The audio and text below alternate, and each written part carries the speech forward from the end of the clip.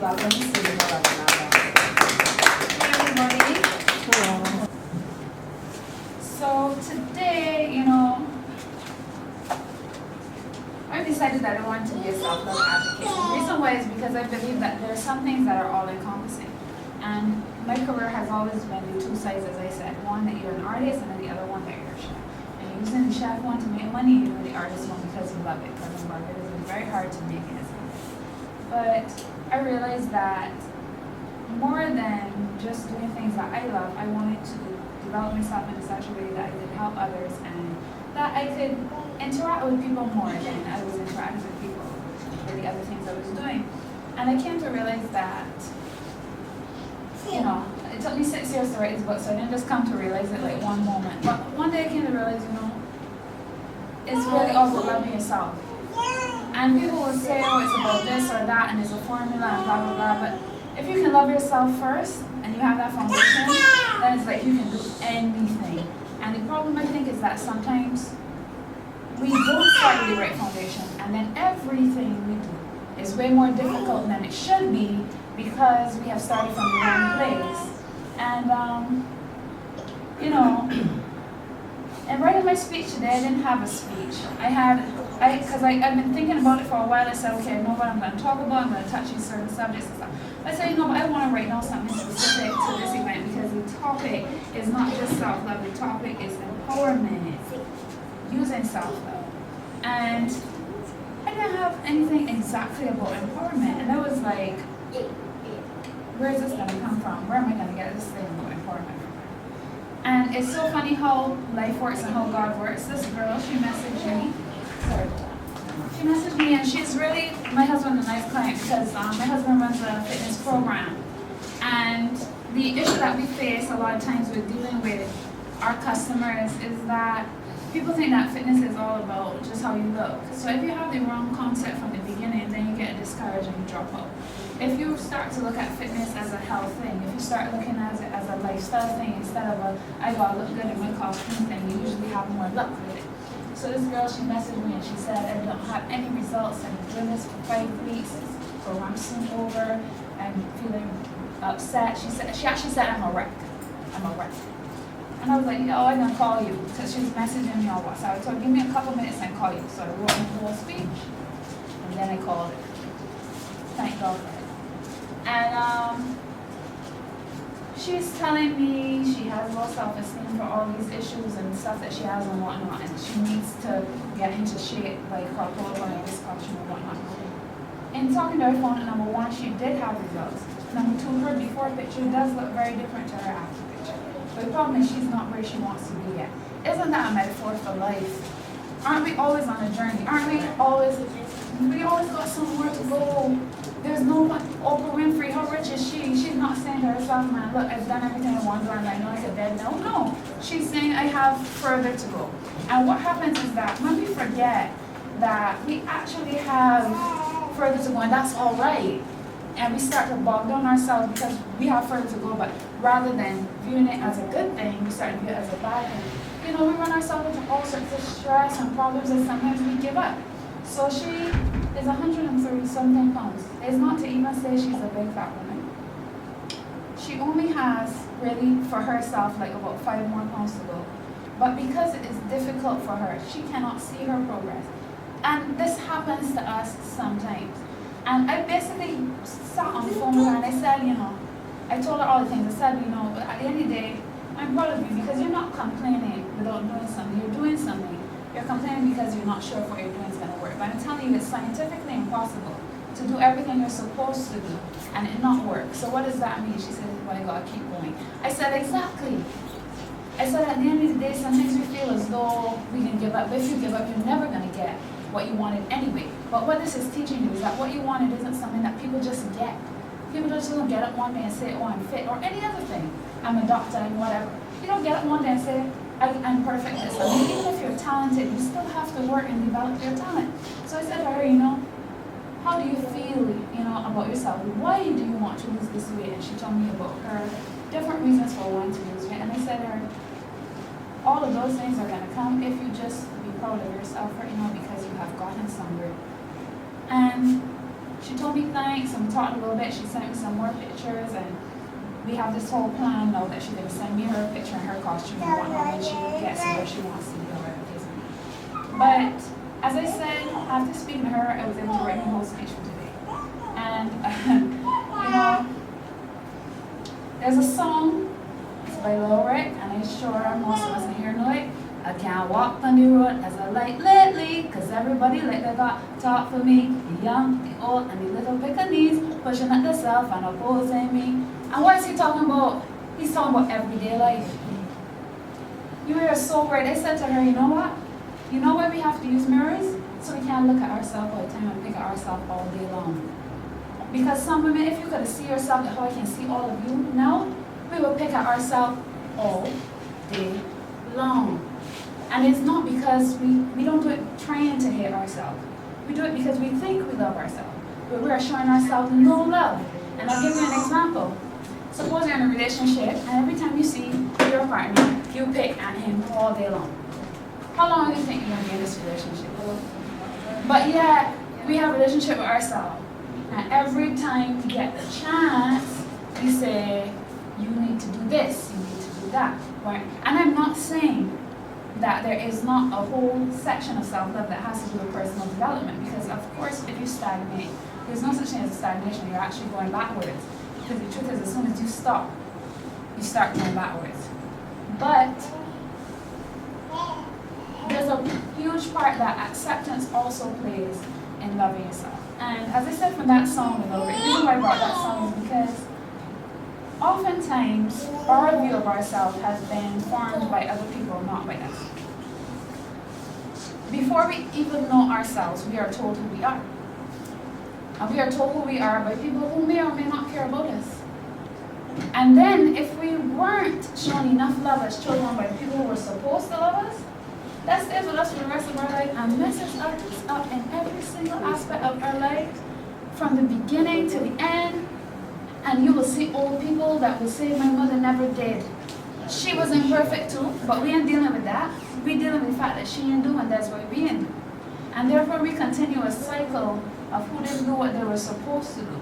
All because of anger and different issues that we're carrying with us that we should have let go of a long time ago. Now, we have all been the victim of idle talk. No matter how good you look, no matter what you do, no matter how great you are, people will talk about you. And the thing about people is that after they ruin us, and we start our downward spiral, which is what they were trying to do in the first place, then what? Then nothing. There's something that we need to remember. And well, there's 2 points really that I want us to look at and remember. Because we need to question why people pleasing doesn't work, so we can eliminate it out of our life. Because it's one thing for me to say people pleasing doesn't work and don't worry about what people think, but then you go out in the world and it affects you. What people think affects you. You go in the bank, a person might see you and they think you have money, you get treated differently than if a person thinks you're poor. So people and their stupid little ideas about life affect you. But why does people pleasing not work? And these are the 2 points of why it doesn't work. Point number 1, how people treat us is a reflection of 2 things. Who they think we are and who they actually are. Who they think we are is irrelevant. Who they think we are is completely irrelevant. Who someone else thinks you are is completely irrelevant, unless it is true. Sometimes who we think we are and who they think we are match, and it still might not be true. So the question is it true? And then if it is true, let me get rid of that, because then know what people think matters. Because what people think matters because it's true. I'll give you an example. If somebody doesn't want you around them because they think you're a robber, and you're not a robber, you have a case. But if you actually are a thief, then whatever happened to you, you have to get. You understand? And that's the difference between if it's true or if it's not. And the second thing that is a reflection of is who they actually are. Oftentimes, when a person treats us poorly, it is a reflection of them, not us. I know this, but I don't think I learned this yet.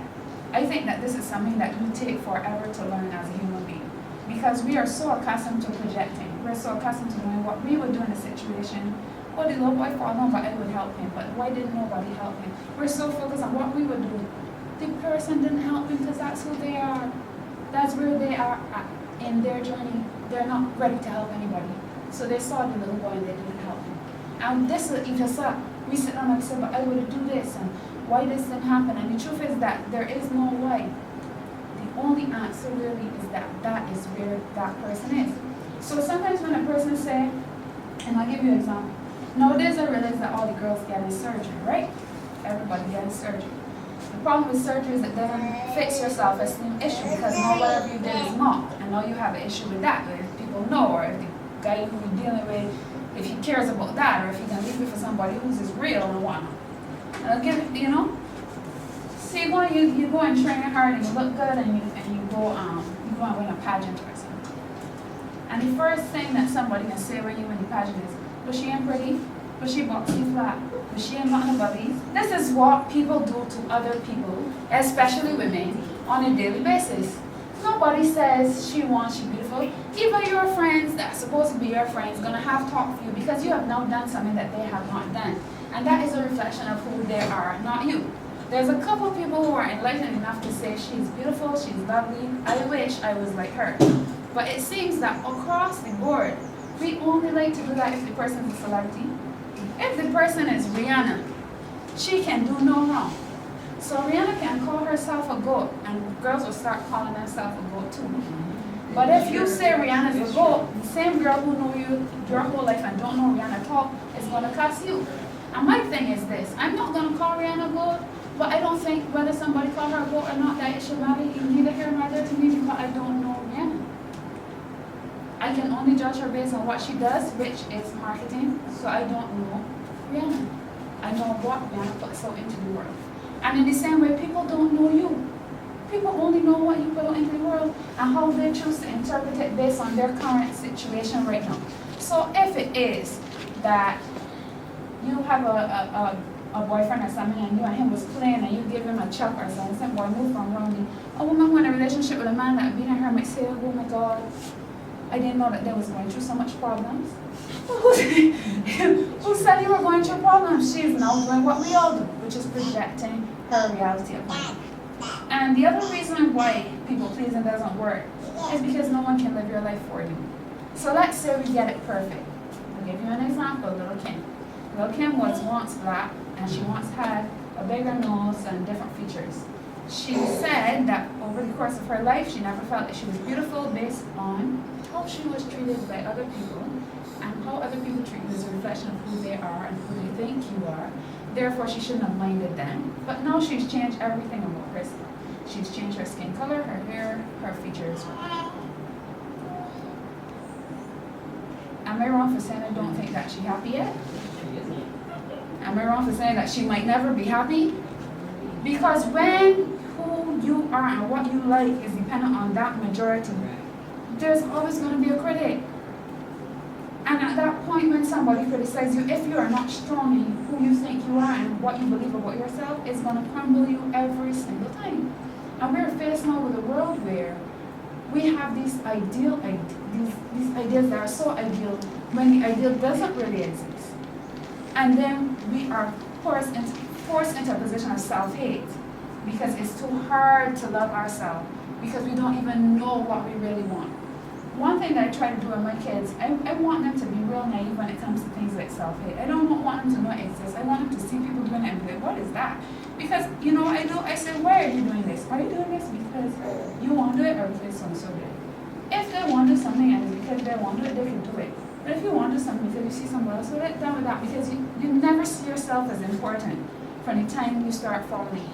From the time you feel you need to have this because somebody else has it, you never see yourself as important. You're always basing yourself as under whoever the person is that set the standard. And this is why it's so important for us to set our own standards always. Because even if our standard is the same standard as the lady next to you, at least you decided that, not her. And the problem is, we're waiting for somebody to validate us. We're waiting for somebody to say, you are beautiful, you are smart. You're waiting for somebody to love you. You have to love yourself first. We will always be in a position where no one loves us. Because in this world, the more you start to like yourself, the less friends you're gonna have. Trust me. And from the instant that you say something good about yourself, people like to say things like you are full of yourself. People always call your confidence arrogance. And the truth is, that's not true. There's a difference between being confident and arrogant. A confident person is still humble in things that they cannot do. I would tell you straight, I could cook, but I hate to press. Right? I ain't going about telling you that I could press and I know that I can't press. Let me leave that out. I can try a thing and everything will be alright, right? When you are confident, you can say I can cook though. You ain't gonna say trying a thing about cooking. You ain't to downplay yourself. You ain't to say, man, I try a thing. No, and that's how we've been socialized. When somebody asks you, are you good at something, you ain't supposed to say yes. How do you say this? She thinks she isn't. And people got all their little underhanded little murmurs about you, right? Because you're supposed to go through life saying, I already at this. I'm kind of good at that. When you know in your heart that you're great, and at the end of the day, we got one life to live. So our pursuit of our personal greatness should be foremost. And the reason why is because without the pursuit of personal greatness, everyone in our family suffers, and especially women, we are the mothers. It's not good to have the kids suffering because you're not where you should be as a human being. The men too, but I say especially women because we're the ones that are pushing. So I'll read what I have here. Until you love yourself and start the journey towards accepting who you are now and loving who you are now while constantly making an effort to grow and be better. Until you actively pursue self-love, all other things in your life will be a mediocre version of what they could be. So actively pursuing self-love. Stop moving around, Sailor. Get up. See now? Sit down and keep quiet. Until you love yourself and start the journey towards accepting who you are now and loving who you are now, while constantly making an effort to grow and be better. So the thing about it is that as I said before, we want to keep growing. We all want to keep growing, but at the same time, we also have to accept. Because if you do not accept, then you cannot grow properly. I'll give you the same example of Lil' Kim. Lil' Kim's growth was depicted by not accepting herself. So therefore, it wasn't real growth, it was change. And that's what happens. When you don't start by accepting where you are, when you start telling yourself, I need to change, that's all you will do, you will change, but you might not necessarily grow. Change means that I can come from here and I can go there. But at the end of the day, my position is changing, but I'm not going anywhere. And that is the problem sometimes that we have. And then on top of all of the things I just said, we now come up with this idea that we want to be empowered. At my recent workshop, I said that what does it mean to be empowered? It means to turn on the light. And I like to say it like that because I need people to understand, and this is my opinion, but I believe it to be right. If it is that I am empowered all by itself, it is just like a tool. It's just like anything else. It's like Flash being able to run fast, or Superman having super strength, or whatever. The day that Superman mind is in the wrong place, his strength can hurt people. The day, it's just a tool. Empowerment is just a tool because you can be empowered and do anything, and people tell you do what you feel like because you're empowered. But if you separate your empowerment from your self-love, then the things that you're going to do are going to be to your and your family and everyone who's around you's detriment. And you will think that you are stronger than people who are not empowered, people that have somebody else telling them what to do.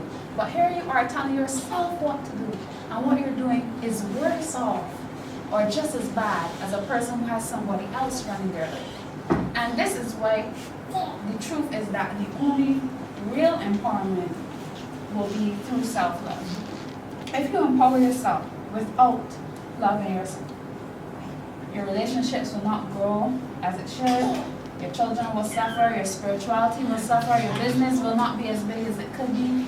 Not one thing in your life will reach its full potential because you have not reached your full potential.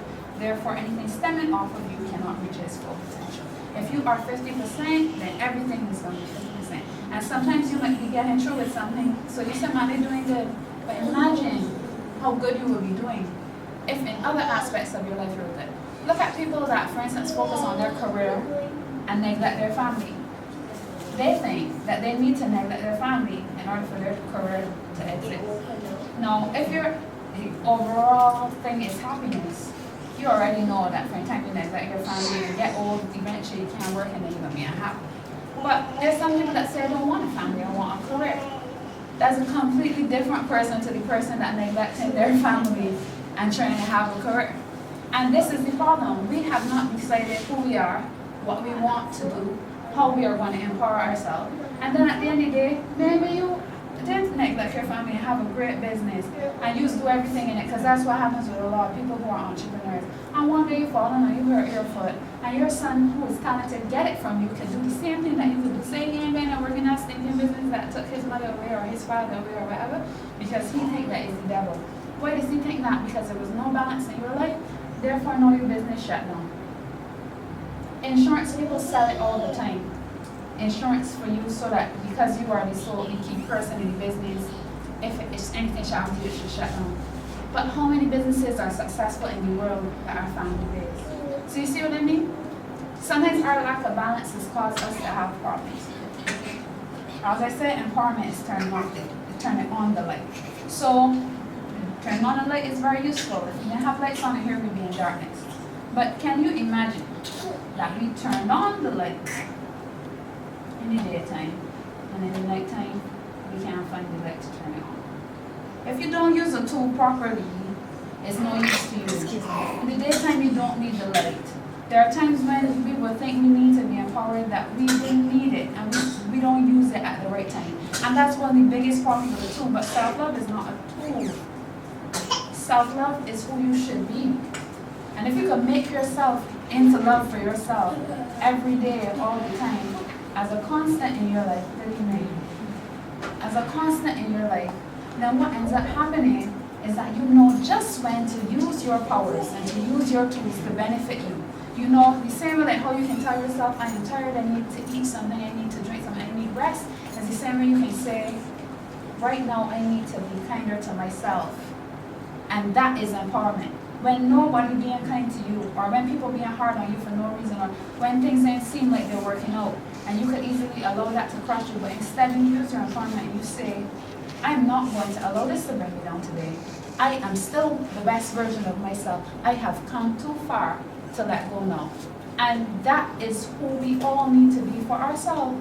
And the great thing about it though is that usually when you can be that person for yourself, even if you don't have a lot of friends, the people who are in your life are good because you, with your empowered self, chose them.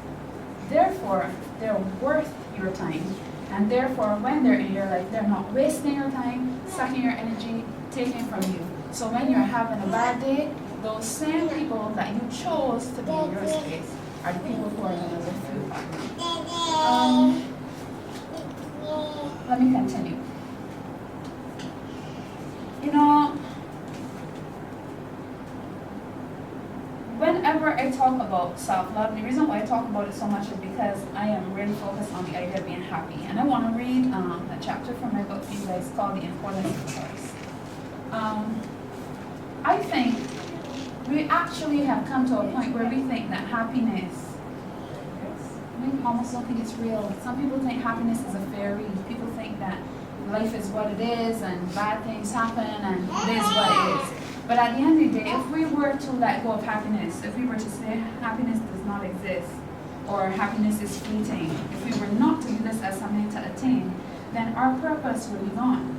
And the truth is that all human beings, as much as some people may fall off the bandwagon, all human beings like to feel that they have a purpose, like to feel that there's a reason that they're here. You understand? I like to feel that you will see a person, they have not reached their goals and they might even be depressed. Why have they not committed suicide and given up? Why is it unusual for human beings, no matter how much we go through, to kill ourselves? Suicide is seen as a psychological problem because people don't give up just like that. Why don't we give up? Because deep in our hearts, we believe that we have a purpose and we believe that there's better coming. All these things that sound positive, even to a person on their most negative day, if they didn't believe they would kill themselves, we all know how to kill ourselves. I am quite sure if you want to kill yourself, you can get it done. But nobody ain't killing themselves because we believe somewhere inside of us that better is coming and that better exists and that right now I might be down and out, but I ain't gonna always be down and out. But the truth is then sometimes our habits, because we do not empower ourselves through self-love, sometimes our habits keep us from ever really reaching the place that we believe existed. And some of us do die without being all that we could have been, which, I think is a total shame. So I'm going to read, as I said, from my book, Love Yourself More. I'm going to read The Importance of Choice, and then I'm just going to go through the 10 steps to self-love for you guys. The importance of choice. All the chapters are very short. Yeah.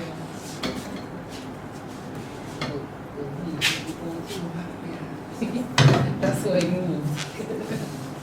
It's amazing how some people think that you can think something through over a period of a few hours while it's in an emotional state. We always need to think and rethink and discuss with loved ones and be sure about our choices, not just for now, but for how we want our future to be. This is the crux of self-love, and it is very difficult because often loving oneself feels like doing what one feels like, but often what we feel like doing is not what will get us the results we want. Just as with an athlete, we need to exercise discipline in order to realize our ultimate goals, and I'll pause there. Self-love is very far from doing what you feel like doing. It's about doing what's best for you to reach your ultimate goal. And your ultimate goal in this case, where we're speaking about empowerment, is pursuing your purpose. So sometimes you will feel like, and mothers do it. You will see a person have a child, the child is obese, they have heart problems, they got all sorts of things. And the child says, oh, I really want to eat this thing that they're not supposed to have. And they are crying. They might be 5, they might be a little child, they might not know that it's not for them. And they might be crying. And because you don't want to see your child cry, you're going to give them something that is bad for them because you hate yourself. You hear what it says, the reason why you did it? Because you hate yourself. Because if you love yourself, you will do what is good for you and for everybody around you that pertains to you. But you're not doing what's good for you. You're doing what is going to appease the problem for now, put a plaster on that. You will never live up to your purpose, and if that child don't get away from you, that child will never live up to their purpose either, because they will be spoiled from small with a spoiled mindset and go through life thinking that they're supposed to get what they want even when it's not good for them. And this is the problem with society. Because when you say this to a person will let me down. No, because I say that you hate your child. I don't care. I don't care. Because it's the truth. Because at the end of the day, and it's fun for me since I started speaking like this, because I realize there's people all over the world who do it. There's a guy, his name is Tony Rollins. And Tony Rollins tells people straight, I can look at you and see that you don't like yourself. And people feel bad. And they feel offended that he could say something like that. But there's all different types of care. And if on all different levels you're not caring yourself to the point that a person can tell you that they can look at you and see that you are indifferent towards yourself, you need to do something. And I think at the end of the day, because we are so afraid to say the things that need to be said, we're not doing the things that need to be done. How can you show a person in your life that you love them when they don't want to hear you? You have to still do what is right for them, whether they want to hear it or not, whether they're going to stop speaking to you or not. We're not willing to lose to gain. We just want to gain, and if we can't gain, we give up. And therefore, we never fulfill our purpose. Because sometimes your purpose in a person's life is to be the person to tell that person no. It's to be the person to turn your back and say no. It does not mean you don't love them. You might be on your knees praying for this person every single night. You might be in your room crying behind this person. But because you know that this person does not need whatever they're asking you for, because you know that what they want from you is to their detriment, you do not give them. But we live in a world, instant gratification world. And what we have to understand is that at the end of the day, as much as we blame everybody else, it is the choice that we made that creates the monsters that hide under our beds.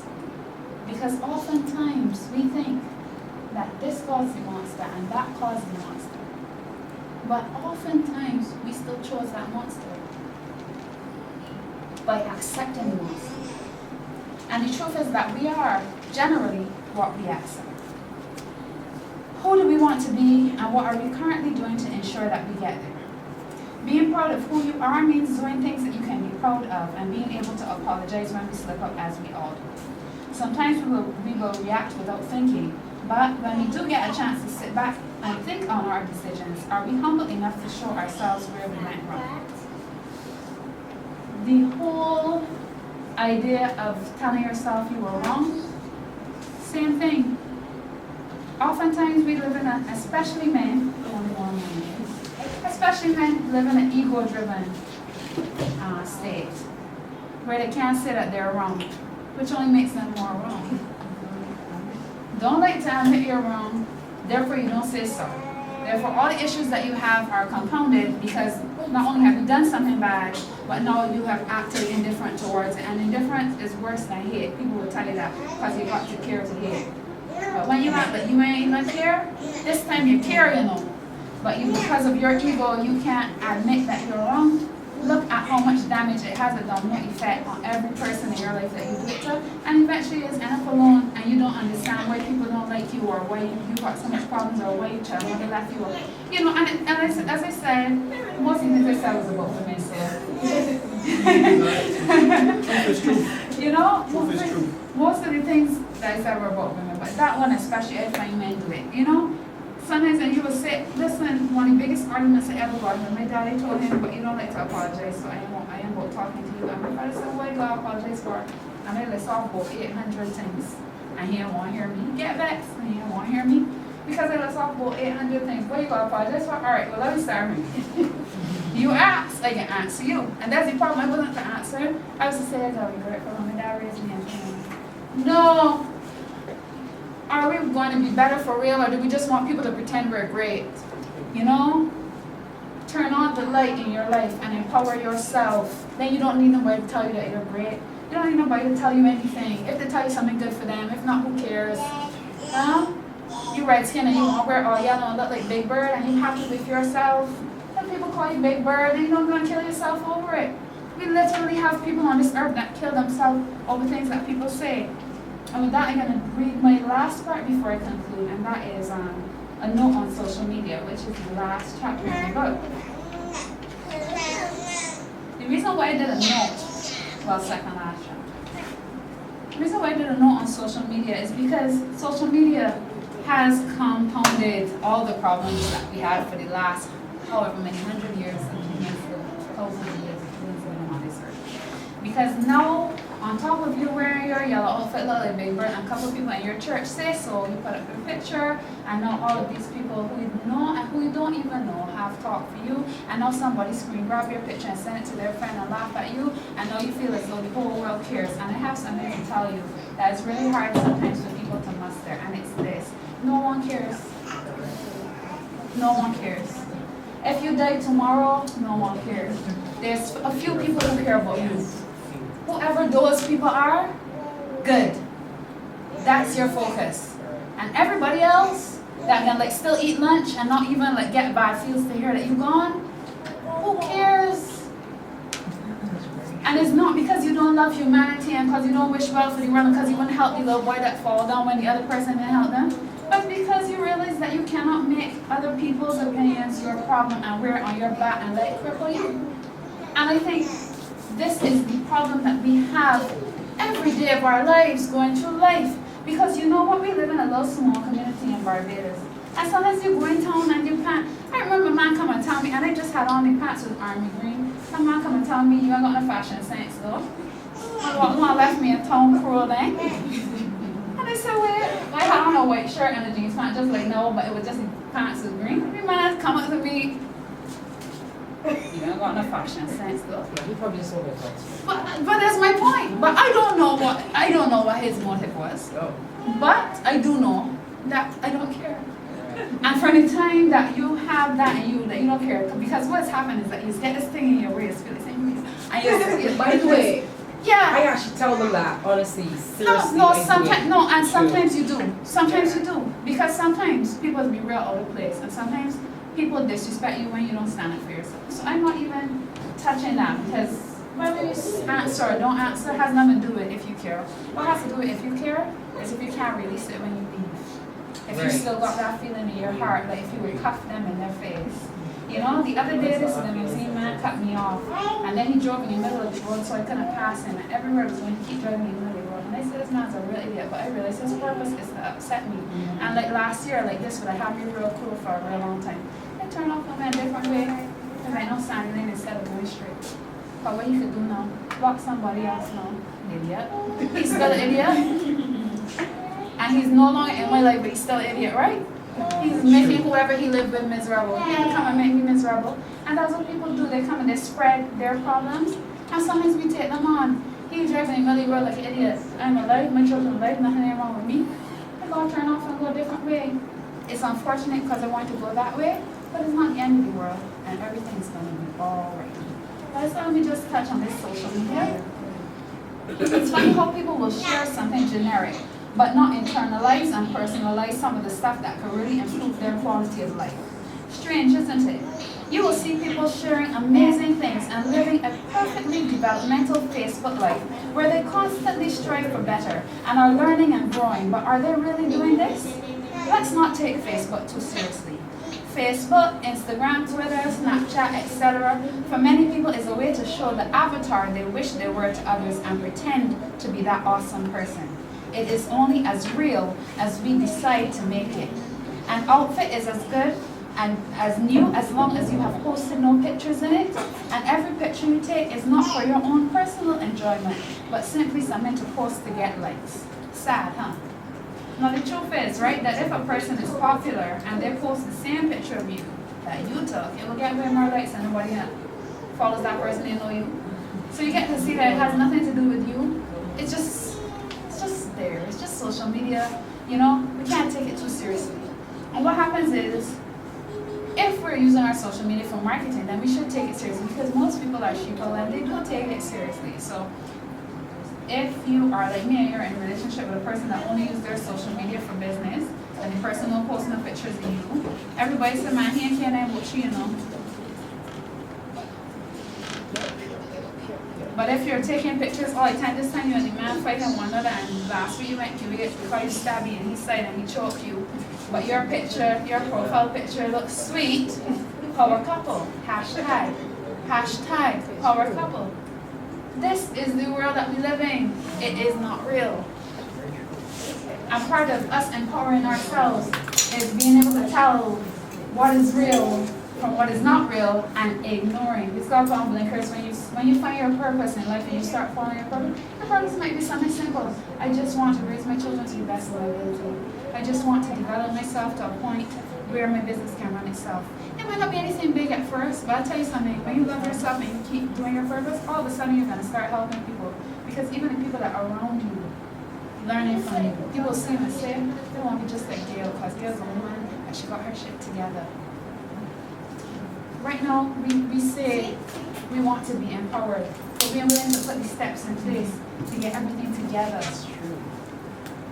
Because it's hard. Because it's not always fun. But you know what's fun? Knowing that you are fulfilling your purpose, regardless of what people say about you, and regardless of what's going on in the world, or what other people are doing. Because at the end of the day, I like to say this, when you die, no one is going to talk about how much cellulite you have, or how you look in your bikini. Only matters to the people that want to have sex with you, but they don't want to know you. So even though sometimes it's nice to do our best with our outer self and whatnot, we need to focus on the right things in order to truly be empowered. Just let me make sure I didn't miss out anything in my little book.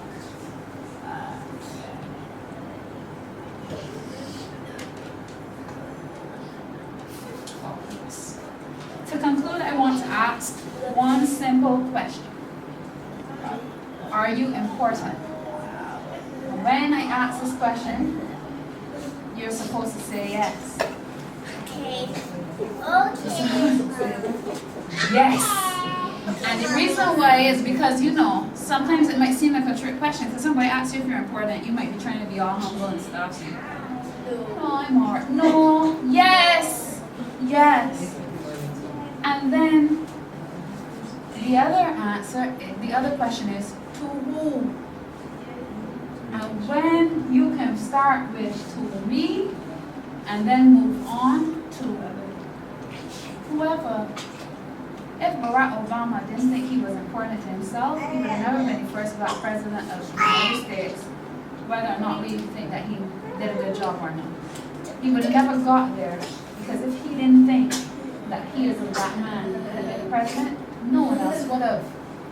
But when we turn on our light and other people see it, other people encourage it, the right people.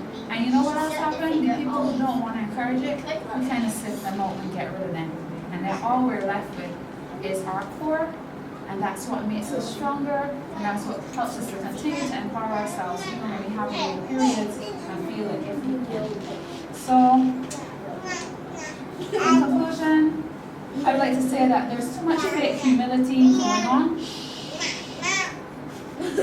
There's too much fake humility going on, you know? We pretend to be humble based on who's looking at us. It is offensive to everyone and especially to your purpose. You need to be your best self in order to give your best away. So even though there is nothing greater than giving, make sure you give to yourself. Thank you.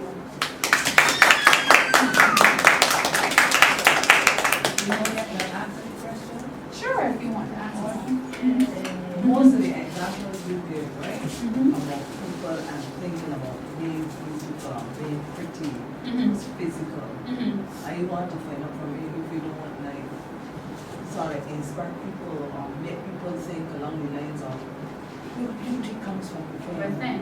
And well, not of course. Physical. Of course your beauty comes from within, but the problem is that we are, as I said, because of social media, because of what has happened to us, because of how we have been socialized, especially women. Because a man, you will see a man doesn't say, oh, I can't have a beautiful woman because of blah, blah, blah.